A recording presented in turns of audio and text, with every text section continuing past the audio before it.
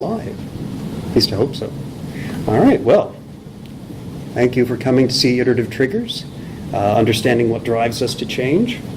My name is Stephan. I'm the experienced research and testing domain lead for the experience design department at the Nerdery. I'm also a team manager, which means in addition to giving people side-eye when they don't do the right sort of research and testing, I'm also in charge of the growth and maintenance of a small group of other design professionals. If you have issues with what you're seeing today, feel free to use any of my social media or email contacts to tell me exactly what I did get wrong so that I don't do it again at some future presentation. I always like nice constructive feedback. Let's see. But with that, we should probably get started. It's probably too late to tell you that if you get anxious when people talk to you about triggers, well, you read the book, it's probably a little late. But we are here to talk about things that are kind of the impetus for further action in a very true software, but also a human behavioral sense. But we'll start with the concept of iteration, which should be familiar to practically everyone who's done code at some point in their life. This is not UML. This is a really, really simple approximation of something that's vaguely like UML that I find a lot of people at an executive level tend to understand. But it just basically represents a really simple iterative loop. Are we done? No. Then we just keep on doing whatever we are doing until we are done. Now, of course, Merriam-Webster has deeper thoughts on what iteration means. The important part of this is that iteration yields results successively closer to the desired result. The reason you repeat the loop is because you haven't achieved the desired result yet. You're going to keep working until the desired condition or result is met. And that is the other bit that's bolded down at the bottom. You're going to keep on going until you get where you were supposed to be. Now, a little looser definition of iterative design comes from Wikipedia, and this is closer to where I live in terms of this is about a cyclic process based on having an idea and then testing it and working with the people who are going to maybe the people who are either buying it, paying for it, or using it, and then making refinements and using that as your cycle to reach your done condition. Done being a lot softer in this case. Done, it feels a lot more like acceptable, perhaps, or ready to go to market, or ready to publish, ready to ship. Now, there's some familiar models about how iteration works. The loop on your, let me think for a second. This is on your right. Is probably the one most people have seen, where it's learn, build, measure. There are a lot of different labels that go into this one, and the double diamond is something that's been floating around for at least a decade or two now. This is not the best double diamond, but it's better than some of the really simplistic ones that leave out a lot of the juicy bits that make the double diamond work. There's one that got published in the last year that I think is absolutely amazing, but it's also very, very ornate and impossible to read, even if I were to reproduce it this size. But I will be circulating, and Drupal Camp will be circulating this deck after the event, so if you want to follow links and see where these things came from, do feel free. Now, this is a slightly less familiar model of iteration, and this has to do with how you tune yourself using eye-hand coordination, or as you develop a skill, or as you work on something. So the idea that the more time you spend on something, the more developed your thinking becomes, and the higher the potential of the final solution becomes. So basically, the more time you spend, the better the thing generally gets. Now, mind you, there is eventually a wall of diminishing returns where people who have a problem with things not being perfect yet eventually never ship anything, but that's not the point of this talk. That's a whole other problem that we'll probably brush against it a little bit later. Again, there's a link here to iterative design process out on data.org.uk. So at least we can agree on what we generally mean by iteration, but do we think about at any given point why we iterate, when we iterate? What is it that causes us to say, okay, condition not met, especially if you're a designer and not necessarily someone who's writing an iterative piece of code, to go back and have another try? So the first question I generally ask my audiences is like, when you have a chance to work on a project, and I'll just ask you to popcorn, there are enough of you that we can do this effectively. The last time you were working on a project that had a few cycles of development before it launched or before it went into production, how many cycles did you get? A lot. A lot? Okay. Well, can you give that to me in tens? Hundreds? Less than 10? What do you mean? Like how would you like? in an agile type project, theoretically. Oh, you know, Agile messes with this model big time. So say you were developing a feature. How many times did that feature go through the mill? Not how many sprints did you have?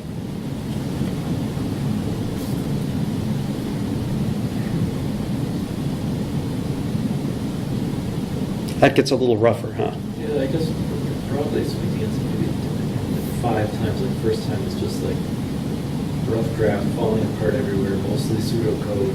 Mm-hmm. Then getting the core functionality, then sort of fleshing out how we're going to plug it into the interface, and then the last step before we say it's ready for evaluation beyond the internal is like able to reproduce something that people can see.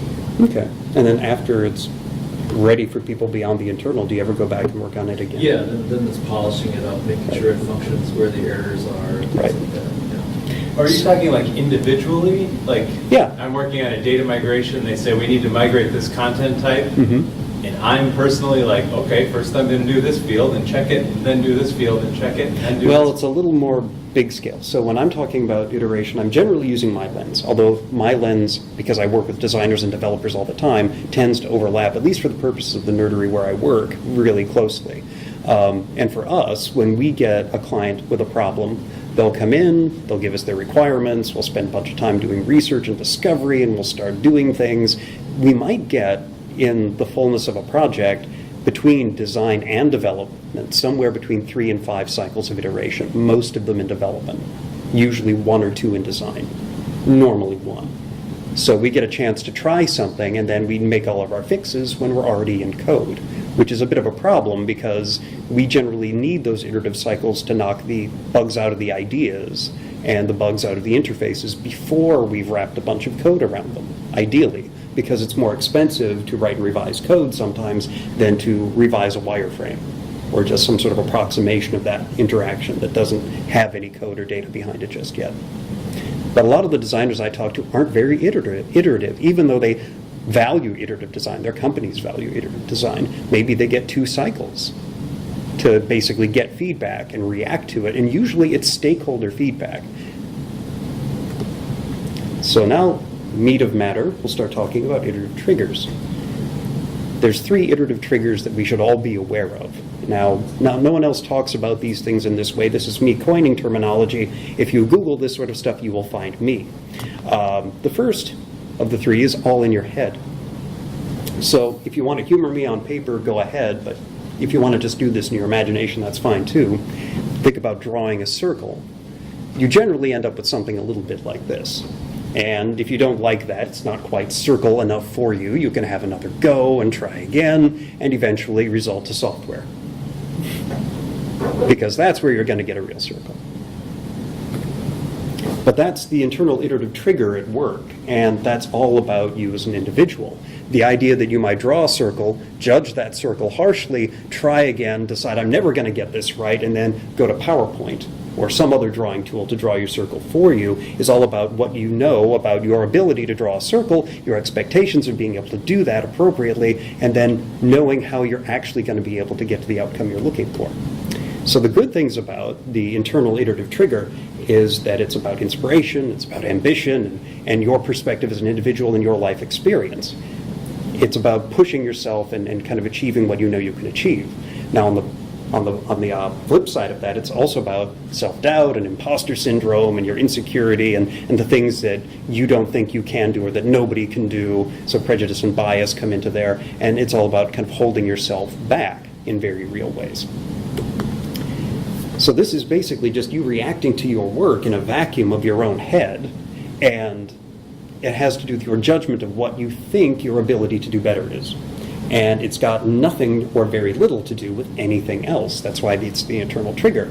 And if you think you don't have one, good luck trying not to judge your own work, even if all you're doing is trying to cook a meal, fill a glass of water, do some laundry, etc. So it measures really against your own self-perceptions. Now the second is the team that you generally work with. So in teams, where I work, where we all work, generally if you've got an idea for a solution, that idea gets presented. gets weighted for its merit because it's not just you, it's the whole team. Everyone's got to be on board with what we're doing before we proceed. It gets subjected to scrutiny and eventually gets crushed. Because teams, right? So this is the context iterative trigger, and it's full of clever people. People who know what the picante sauce is supposed to taste like. People who know what elegant code looks like. People who know what the perfect font to use looks like. People who know what a successful implementation looks like and what engagement looks like if you've got a working definition of engagement that you can all agree upon. Now, what's great about that is that this particular trigger set, the context space, knows a lot about feasibility, viability, a lot about constraints, and a lot about negotiating constraints and priorities. And it generally relies on collaboration to reach solutions. Now, what's not so good is that it's often mired in tradition, in precedent, in inertia. Why would we do a thing that we haven't had to do before? That sounds like work. Discomfort, we haven't done that before. And risk aversion, why would we ever do that? People who do that sign up for a bunch of extra headache. And then also, of course, tribalism and opposition. And if you've got a well-adjusted company, maybe your tribalism isn't inside, it's you and your client, or you and your client against whoever their audience is. But sometimes it's your designers and your developers having a little pitched battle inside your building, which is a lot of fun, I can tell you. So this is the reaction, of course, of expertise. Everyone on the team who knows exactly how things ought to be done, and being on that team and knowing how things ought to be removes you as a member of the team completely from any kind of real-world perspective.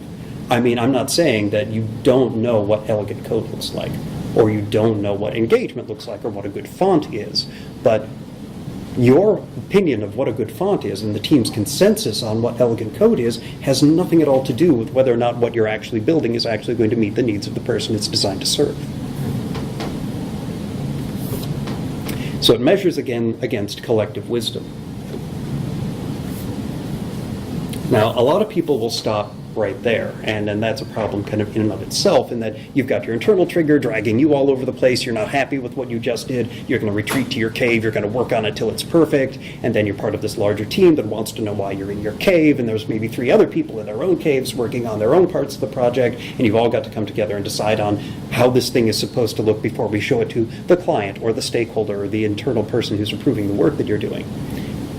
And that's your entire feedback loop. And this is a problem because the internal trigger can't really see beyond its own capacity. If you don't think you can do it, and you can't imagine how someone like you could do it, you're probably not going to attempt it.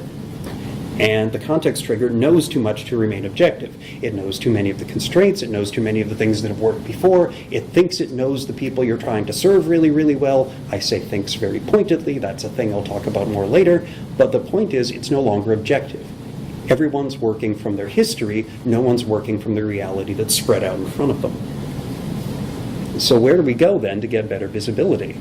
And I'm betting that at least 2 of you probably have an answer for this already based on the general tone of my comments so far, but surprise me. All right, off we go. Yeah. The third trigger comes from the outside.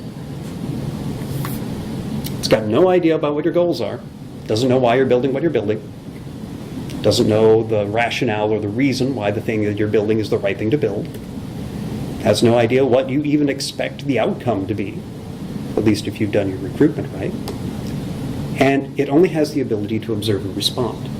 What am I seeing? What do I think about what I'm seeing? If you manage this well, this is incredibly powerful. This is the external iterative trigger, and it's amazing. The great thing about the external iterative trigger is that it's got the comprehension and the perception and view of the person served because it's built entirely of the person served, generally speaking. So when you're talking to someone who represents the external iterative trigger, they're not a member of your team. They're not a stakeholder who's telling your team what they should be doing. Ideally, it is that person on the ground who's going to be using that tool, that piece of software, that product that you are releasing to the market or pushing to production. And this cannot, for any length of time, live within the team. The more time you spend in the team, the more context you get, you become part of the context iterative trigger. So what's bad about it, though, is that involving the external iterative trigger takes planning and time and budget. I mean, you can't just stick your head out the side of the building and say, hey, come on in here and try it. Well, you could. And many people do a version of basically sticking their head out the side of the building and asking someone to try and kick the tires on their software. That's got its own problems, but even if you could do that, not everyone thinks it's worth even sticking your head out the side of the building and saying, hey, here's a cup of coffee, try this app for me. So this is then the reaction of a representative of that population, ideally, that you hope to serve and engage. So when you do your recruitment, and I'm going to make some suppositions, if you're doing a travel app, something like that, you're trying to fight with Expedia, well, what you want to talk to is someone who actually uses online travel apps. You don't want to pull someone in who has never traveled, or if they travel, they use a broker, because their expectation sets, their needs do not align with what you're building. And the opinions you get from them will be unreliable. I mean, it's not that they can't have an opinion, but the opinions that they have will probably be manufactured, generated by that weird social awkwardness where you ask someone, what do you think of this? They don't really care, so they make something up. And if you think about every survey you've ever taken, ask yourself how many times you've had to just make something up or choose something random just to get past the survey, to get your coupon, or to get the points you are going to get, or entered in the sweepstakes, or whatever that might have been. So they don't know what you know. And that's the entire point of engaging them. So the external trigger measures against unvarnished reality. It'll look at your circle and tell you whether or not they think it's an ellipse or a triangle. They'll look at your idea and weigh it against their personal needs and experience. And they'll tell you very directly what they think that is or isn't worth to them. When we engage all three triggers, we're able to iterate more meaningfully than if we iterate with just the two. Now, mind you, if you're a fine artist and all you do is iterate on the internal trigger all day long, that's fine, I suppose, because if all you're trying to do is satisfy your artistic impulses, that's great. But for those of us who have to work for people in a service capacity for a living, it's not very tenable. And for those of us who just stick in the context space, we feel like something's incredibly successful after we've met all the internal contextual criteria. We launch and we still fail. That's basically because we've ignored the external trigger. So we can have our ideas, we can check our constraints, and we can also hear the voice of the audience we're seeking to engage or to basically get traction with. And it's a focus on the external trigger that is the entire foundation for the professions of UX or user experience and experience design. We had designers back in the day, believe it or not. I tell the kids now, it's like, oh, everyone always, no. We had people who worked in print. We had a few people who worked in software, but software was very different about, oh dear God, is it 20 years ago now? Yeah, it's about 20 years ago now. And it's not that there weren't interfaces, but the people who were writing the interfaces were more often than not the programmers. And the interfaces felt like they were written by programmers. It took us a long time to get away from a world where everything didn't feel a bit like Windows 3.1. Even the web for a while. So these two you can get anywhere, and as a matter of fact, I kind of challenge you in your day-to-day life, if you can, try to escape them. It could be a good way to kind of kill some neurons on a slightly uneventful week, because I'm basically betting that you can't. But I've got a confession at this point, is that after writing this original setup, I discovered a fourth trigger kind of hiding out in the wings. The fourth always and characteristically acts from a distance. It knows your job, whether you're writing code, whether you're designing interfaces, whether you're in branding, it doesn't matter, whether you write content. It knows your audience intimately, thoroughly, has been working with them personally for years, or at least this is what they say. They know better. So whatever your idea is, they've got a better idea, and they've probably had it for a decade, and they're wondering why it's taking you so long to catch up. And they get to decide what you're going to do, and they require your obedience. This is the orbital iterative trigger, and it's absolutely terrifying. No, that's not a small moon, that's a senior executive vice president. So the positives that this trigger brings with it is that it understands the long-term aims and goals of the business or the org in which they are operating. They can evaluate the team for its overall alignment to those long-term goals. However, on the flip side of that, they presume that their view, their visibility, and that their understanding of the issues are common, that everyone knows what they know, generally speaking. And they tend not to communicate very well. They just basically make a lot of noise when then the world does not match up with what their expectation set might happen to be from minute to minute. So this is the reaction of an organization working at a leadership level, which has views on goals and priorities and effort. They don't know much about your project, but they know what they like. So they're not going to get into the point of understanding all the weeds you've just thrashed through to get to where you are if they don't like where you are, where they think you're pointed. They're going to basically let you hear it, and you're probably going to be involved in doing some rework. I think the vernacular for this in many places, at least for us in design, is called the swoop and poop. And it's that stakeholder that you didn't engage, who wasn't available, who couldn't come to the meetings, who never sat through any of the walkthroughs, but when they did show up, everything was terrible. So it measures against undisclosed priorities. I didn't tell you this was going to be on the test, but guess what? It's on the test and you failed. The orbital is particularly dangerous because it kind of carries with it two other qualities that we see in the internal trigger and the context trigger. From the context trigger, it brings that same sense of knowledge of, I know how this should be, but from a much higher level that's even further removed from the practicalities of day-to-day work, either what it takes to get a layout or a set of wireframes together, what it takes to get a bunch of code checked in, and what it takes to maybe get a promotion through the system done, because maybe that takes, a couple of hours of latency and processing. It's not something where you could just push the easy button and the code is now in production. And it also blends that with a kind of capacity sense of the internal trigger. I know what this org can do. This company is capable of this sort of thing, but not that sort of thing. So that same idea of the internal trigger that you might have in your own head, someone at this leadership level has that same sense of the entire organization or certain parts of that organization. It's supremely passionate and certain about its perceptions. Another defining characteristic.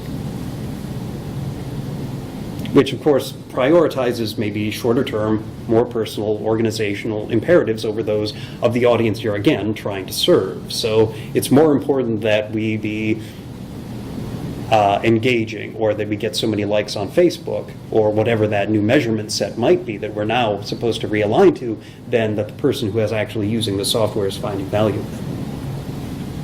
And it tends to make a lot of people feel a little less than comfy.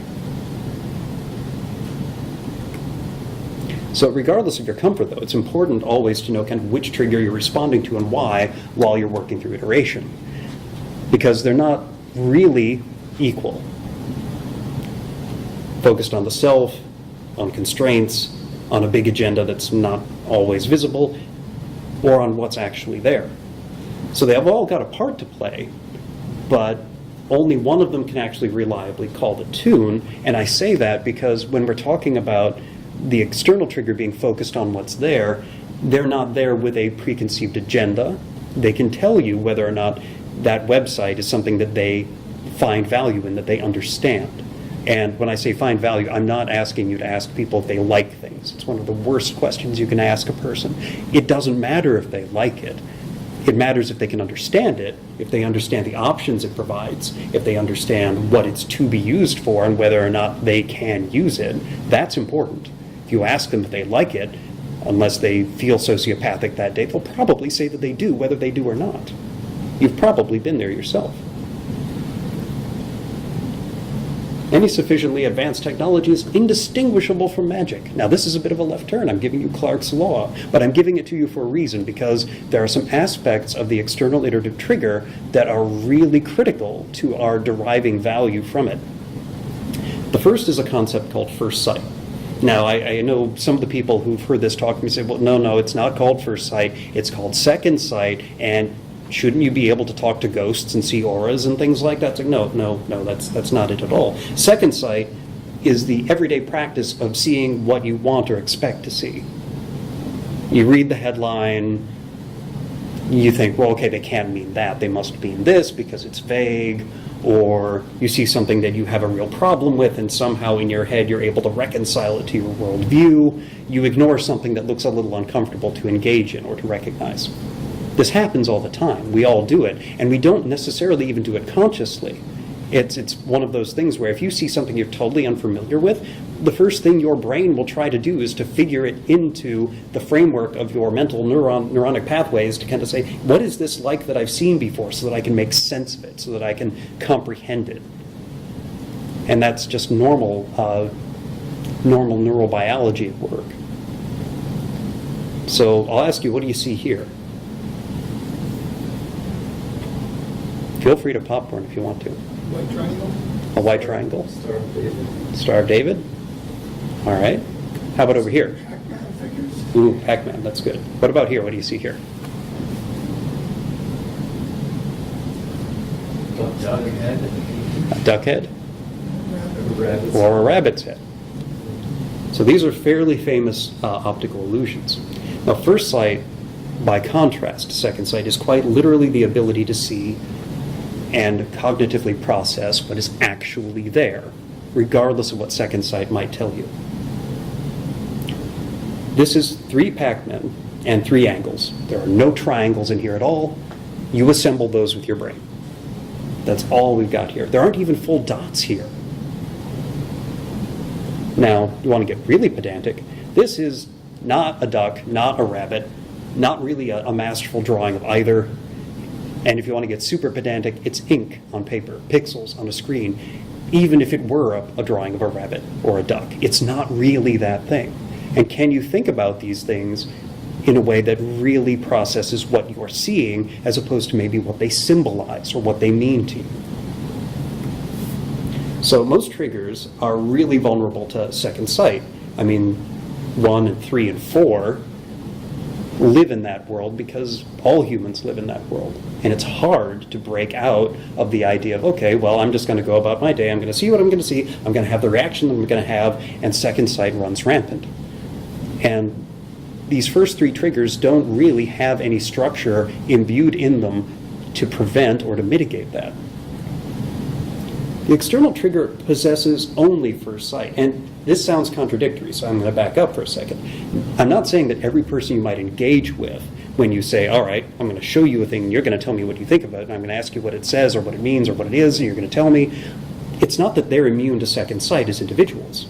However, when we do this exercise appropriately, and we don't tell them what we expect them to tell us in the introduction of the thing that we put before them for them to evaluate for us, all they can tell us is what they're seeing. They don't bring those preconceptions that came from the project space, all that context of why we're doing what we're doing, and why it's the right thing to do, or the organizational imperative that the orbital might assign, or that thing that you're in love with because you built it over the course of like a really late night and you think it's the most beautiful piece of code you've ever written. They're completely free of all of that. Whatever second sight they engage becomes immediate first sight for us, because now we know what's going to happen when someone in that audience sees this thing. Their second sight, even if it is second sight, is first sight to us. This is what happens when what we built is exposed to reality. Which is why that's so incredibly powerful and critically important for us. The ability to use the external trigger removes all the blindness that we generally experience just by being good at what we do and knowing what we're doing when we're doing it. So the second concept I want to give you is second thoughts. Now, this is far more familiar. Everyone knows what it is to have second thoughts. First thoughts are maybe more reactive and basic in nature. I want pizza. That's weird. Sometimes both. Maybe the pizza joint looks a little strange. But second thoughts are kind of you thinking about what you're thinking as opposed to just having that snap thought that you had first, which is probably second sight.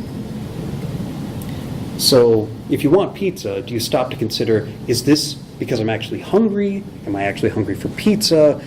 Is it just that I happen to be smelling pizza right now and now I'm suddenly hungry for it because it's available?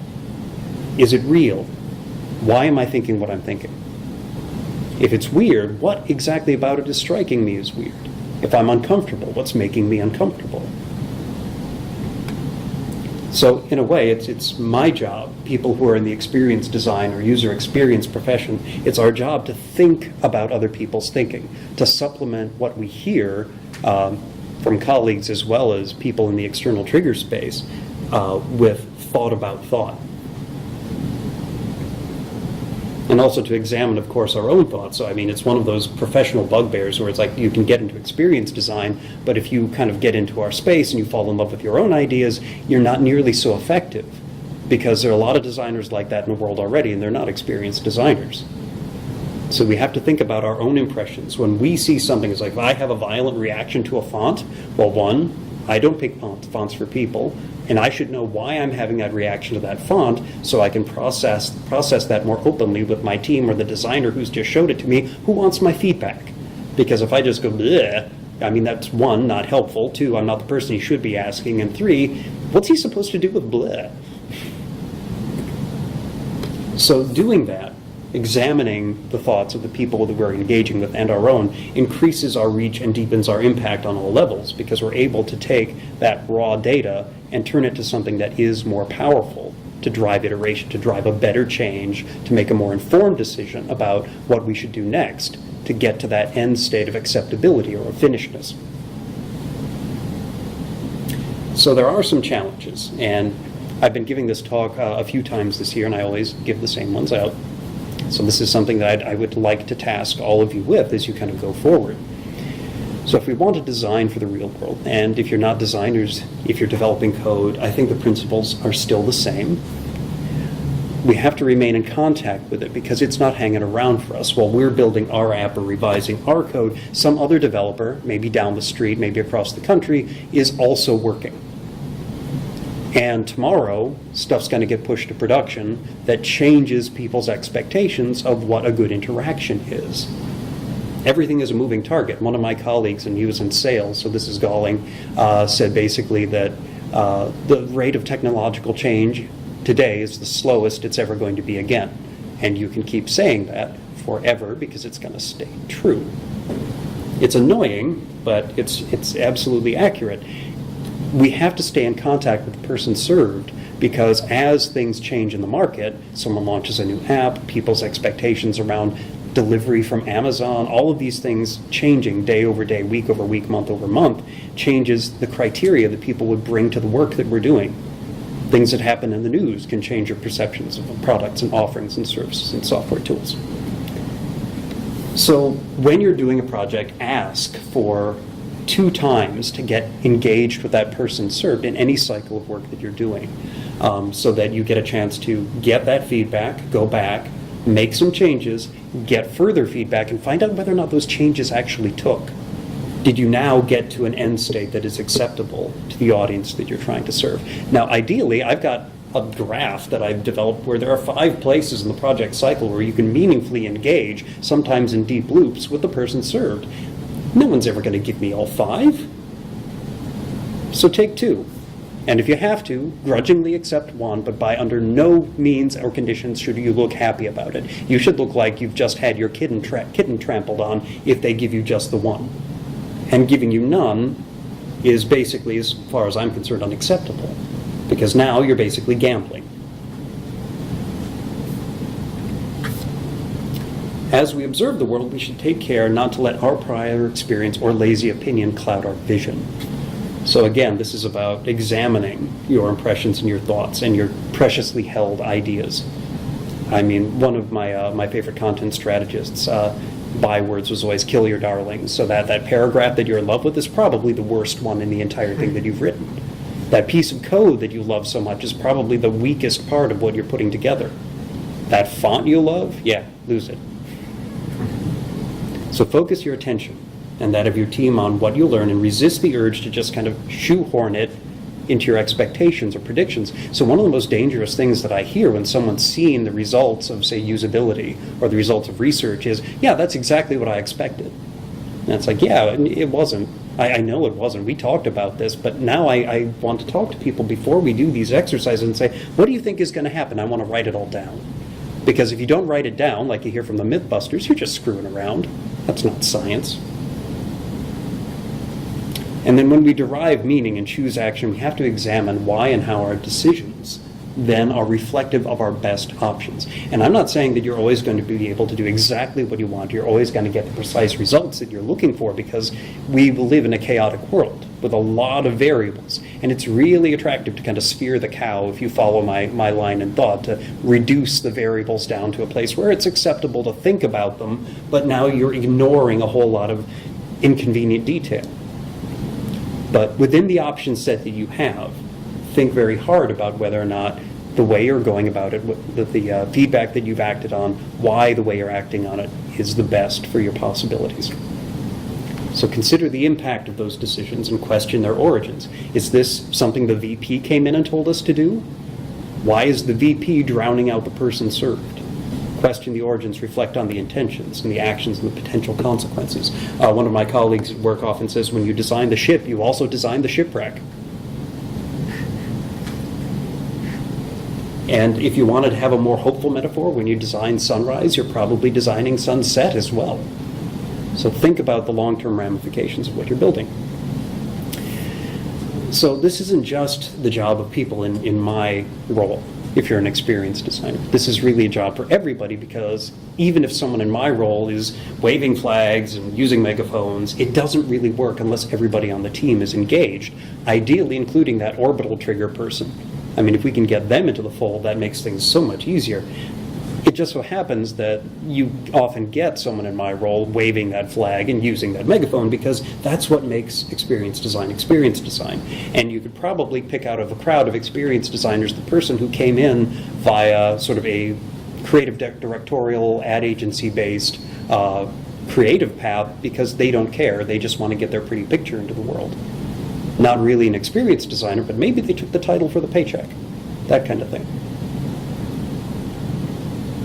And that is really the heart and soul of being an experienced design. So if you find yourself faced with designers who are in UI, in UX, service design, there are a lot of names for the things that happen in our market when you're working in software. It's like, okay, well, we're going to have a content strategist, we're going to have a UI designer, we're going to have creative come in here. And it's important to kind of know, when you're engaging with those professionals, are they actually experienced designers? Are they interested in getting you hooked up with that person served at some point in your project? Because if they aren't, they're probably not experienced designers. Anyone could be an experienced designer. Anyone could hook up with the person served and use that feedback to best effect. Not everybody does. So I would say that when you get your designers, when you get your creatives, don't just assume that they've got their stuff together. Look for this sort of inclusion in their portfolio and their plans.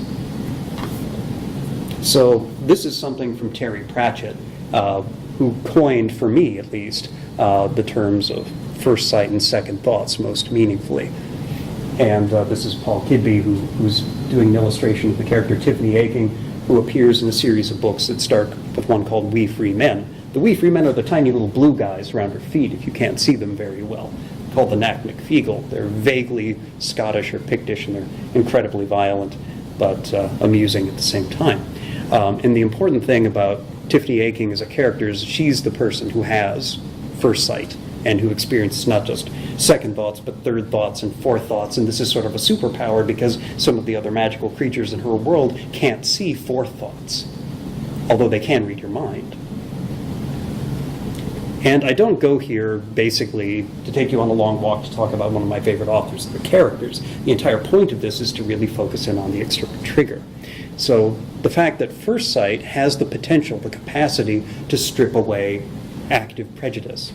When you're looking at what's actually there, the actual responses of the person served, if the person served is actually representative of the population that's going to use this thing that you're putting into the world, prejudice melts under that hot light. And if you think about who your person served is, think about who you're sampling. Is it not just people who like travel and then are using online tools to book? Well, okay, so if you're working for the competition of Expedia, who do you generally sell to? Who don't you sell to, who you think you could be selling to? Why is that? Is it because that your app smells like rich white people? And maybe you could find out how to stop it doing that if you engage the right members of the audience that you intend to serve. Maybe you could double, maybe you could quadruple your market footprint If you just talked to the right people and found out what it was that made this feel valuable or made it feel exclusionary. And then second thoughts in that same frame, destroy bias. I often say that the best way to kind of get bias out of the way is to externalize it. Let's talk about what our assumptions are. And as those assumptions are exposed, let's find out whether or not they're actually real by engaging with that person served. I mean, it's not a worthwhile thing to just carry the assumptions through the project. Everything should be treated as a hypothesis. Hypothesis live to be tested. If you don't test it, well, again, you're gambling. So I'm not describing magic legerdemain here. We do our best work when our work is rooted in the success of those it's intended to serve. And I say this to leaders in business and leaders in projects. It doesn't matter how much you love your app if it doesn't actually serve the people who you intend it to serve. If they don't love it and use it and spend their money via it, you're going to be looking at a reframe, a rebuild, or maybe a whole other app. Maybe this thing's not going to survive its first iteration. It won't get to a 2.0 because it didn't actually serve. And if you're talking to designers, another thing that I want you to take away as criteria for working with someone in this kind of design capacity, and think about us in this way. If you're talking to a designer, you're not really talking to an expert on how everything should be. I mean, if you get into these conversations and say, yeah, I know exactly what we're going to do. We're going to do A, B, C, and D, and by the way, there will be a carousel. If they say there's going to be a carousel, you're in big trouble. That's a whole other lecture, is carousels. But anyway, the point of this is that I'm not the person who has those answers. If I'm an experienced design and I'm trying to help you get something to market, I'm the person who knows how to get the answers we need to make good decisions.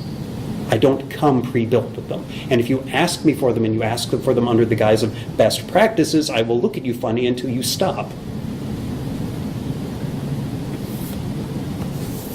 And that means aligned to a really simple principle, which is nothing about us without us, which goes back to that person served and that population that you're trying to sell to, that you're trying to engage or to communicate with. If it's about them, involve them. And there are a lot of things that have gone off the rails and haywire in software. I don't know how many of you were aware of Facebook's TrueName system. TrueName was part of the login profile generation process, and it's a few years now since being abandoned, and it deserved to be abandoned. Because what TrueName did was it used an algorithm to judge the reality of a name. Because it said, Facebook said, we don't want fake people on Facebook. Great, it's fine to not want fake people on Facebook. However, the algorithm told everyone with a Native American background that their name wasn't real. I mean, this is a step beyond the I don't identify as something as simple as male or female, and that's all the options I've got in my form. This is literally telling someone that they don't have a name, that their name isn't valid. Oh, and if you want to know more about this, there is actually a little Wikipedia link back to the entire history of Nothing About Us Without Us. It shows up in a lot of places about community involvement, responsible code development, a lot of different things. Including that, of course, the person or person served and having a diverse team. I talk to people about diverse teams, so if you've got a group of people who are tech pros or designers and they're all from the same background, they've all come from HCI schools and they're all a bunch of white guys and they're all of a certain age, their net blindness is going to be higher than if you had a more diverse group.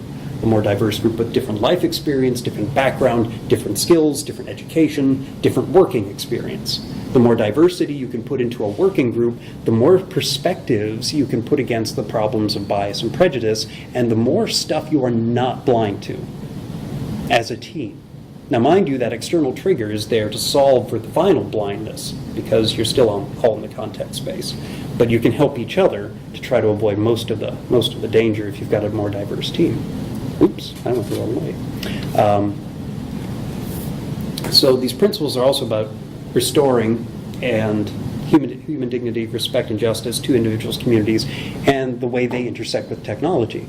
So if we think about what we build, if you're an experienced designer like me, the whole thing, when it goes to market, is kind of your fault. If it falls flat, it's your fault. If it's illegible, it's your fault. If the interactions are clunky, it's your fault, because you didn't do anything in the process of the development project to get in front of that, to identify that, to stop that. And that doesn't mean that your boss thinks it's your fault. If you're actually an active and vibrant professional in this space, you feel that whether or not anyone has laid it at your door or not. And it's really important that we don't become part of a persistent or pervasive problem. Oop, wrong way again. But if you want to learn more about how design and designers can approach craft in an inclusive way or a responsible way, I would suggest visiting Design Justice Network, where they're doing a lot of work just to unpack how design gets done. Who comes to the table? Who gets to say, this is in, this is out? And kind of dismantle the history of the madmen approach to the big idea design that so many of the people in the field today grew up with or came from directly. So if we can then recognize and remove bias and prejudice from how we invent, how we write code, how we come up with new things, we can innovate more truthfully. Because let's face it, there aren't that many new things under the sun. I mean, new ideas, things that have never existed before, happen on a fairly regular basis. There was a time you could go to the state fair and not buy fried butter on a stick. But that doesn't mean the world got better necessarily. So we can innovate more truthfully by improving problems, by removing pain, by erasing friction. And innovate in truth, not just in word or intent.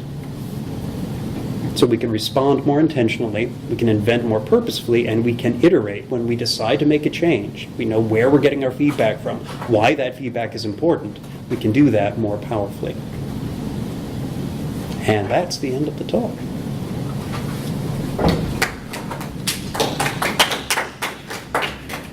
I can take questions if you would like to ask any. Yes? So I have this issue with the external trigger, and mainly it's just the idea that your teammates have all this baggage, but customers have baggage too. Oh, yeah. I've used Expedia, and this thing's different, it's better, probably, but I'm just looking at it now, so I don't like it, because it's different. So how do you get beyond that? Well, so my general take on that is the fact that you would look at Expedia and this other thing and it's different and it's better, or it's different and it's not. Spending time... I say it's different and therefore I don't like it. Well, it's different and I don't like it. It's Well, too soon for me to really evaluate whether it's better or not. that's fair too. So the question becomes, when I engaged with you, what am I trying to figure out? What are the questions that I want to have answered? And a lot of what I come to these conversations with is not what I refer to as the rat's maze, where I've decided what you want to do, how you want to do it, and what your priorities will be. I will usually come with a far more open task set, where I'd say, all right, today we're going to be talking about travel sites. And here's a travel site. Can you book travel to anywhere you want to on this travel site? Go. And then I sit back and I watch. And we talk about where you're looking, what you're looking for, and we could spend a little time in advance saying, all right, where's the last place you traveled to, or where are you intending to travel to next? Something that's a little more real, so it's not just an exercise. So you want to head out to California, you want to spend some time in the mountains. Let's find a way to get you to California or to the mountains. Can you do it? So it's kind of like the IDEO design-based thinking, where instead of asking people, the class examples, instead of asking people, how can I improve a measuring cup? You watch how they use a measuring cup, and you say, well, like they raising it up to their eyes, they keep, and why not make it so you can pour the water and measure it as it rises when you're looking down at it, so that. And I think, is that what you're saying? Because I can see that people say, I hate whatever OS because I don't know how to use it, which is different than it's bad. Yeah. It's just that it's not familiar. Exactly. And so when we get into these engagements and we have this conversation, we're not looking at trying to get to an it's good or it's bad result. If I heard it's bad, and it's bad because I don't like it, what I want to get to the root of is, why don't you like it? What is it that's throwing you sideways? Is it that it presents its material in a way that isn't legible to you because you're used to being presented differently? and your priorities for how things should be presented are different? Is it about cadence? Is it about the size? Is it because they hid some of the stuff you thought was important in a little back menu, and because you can't see it, you don't trust what you're seeing? So there's a lot of, why is that? And it can feel, if you're me, like kind of being the psychiatrist on the chair while the person looking at the software is on a couch, where it's like, tell me about your mother. But no, it's not really that bad. It's sort of, why are you thinking that that's troublesome? What about that is making you uncertain? How might you solve that problem? Where might you look for that? And it's a discipline of my profession not to answer those questions, not to help. And it's one of the hardest things that someone in my space learns, is that you've got to observe, not solve. So when I see these problems, the last thing I should do is retreat to the back of my mind. Oh, I see this is happening. This is how I would prevent that from happening in the future, because the moment I've done that, I've stopped paying attention. Or if I'm moderating, to observe or moderate, not help. So if you've hit a brick wall, you think this website has no search. I know it has a search. I know right where it is. It's not my job to tell you where the search is. It's my job to find out what you are seeing and how it is perhaps search is being missed, so I can think later about, okay, we've got a search opacity problem. No one can find search. It's not my job to train you how to use the thing that I built. It's my job to understand what you understand about the thing that I built. And in that, all of your baggage is important, because everyone is coming with baggage, which is why it converts into first sight. If I talk to enough people, the right sample of people from the audience I want to serve, I find enough baggage to work with baggage. Does that help? It does, but I'm picturing an app that is going to be hugely successful in 6 months, but not before, because there will be a resistance. And how can you anticipate that? Well, it's a rich world full of possibilities, and you don't always get a chance to anticipate, let's say, a slow launch. I mean, a lot of the markets we get into with tools will often have established players. It's really rare that you get into an open field these days. So understanding your intended value proposition relative to any competitors can be really important. And you wouldn't necessarily go into this conversation with I want to show you this, and then also I'm going to show you the competitor that you're used to, and we are going to play a game of why is this better and why is that better. However, what is really telling is when we get into this conversation about what I'm showing you, if you mention that competitor specifically, and you tell me why their stuff is so awesome and why this isn't, I know a lot more about what your priorities are, especially if we can have the conversation about what it is the competitor is doing so well that you are not seeing here. And if it's a slow adoption process just because of unfamiliarity, if I know that I can take you through the exercise and you understand everything that's here, you can navigate it, it's valuable when you get to it, there's maybe discomfort, but there's not opaque inability to operate, well, maybe we don't have a mechanical problem. We have a marketing problem.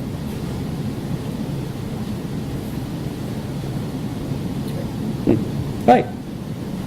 That sounded like a bunch of BS. Of course it did.